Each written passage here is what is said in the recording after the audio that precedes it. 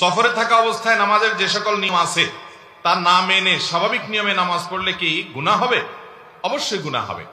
সফরে আমাদেরকে আল্লাহ তাআলা কসরের বিধান দিয়েছেন, আল্লাহ ছাড় দিয়েছেন। আল্লাহ ছাড় আমরা নিতে বাধ্য। এটা না নেওয়া মানে আল্লাহ ছাড়কে অসম্মান করা। এই জন্য সফরে যখন থাকবো, জোহর, আসর, এশা এই নামাজগুলো 4 রাকাত তালাগুলো কয় রাকাত পড়বো?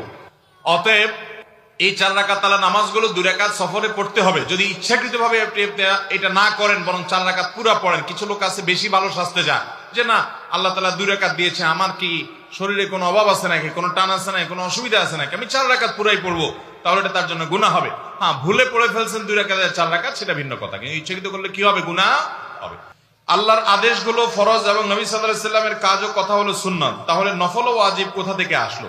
দেখুন, আল্লাহ যারা যা আদেশ করেছেন, নবী সাল্লাল্লাহু আলাইহি সাল্লাম যা আদেশ করেছেন, সে আদেশগুলো মানতে হবে এবং সে আদেশগুলো মেনে চলাটা আমাদের জন্য আবশ্যক।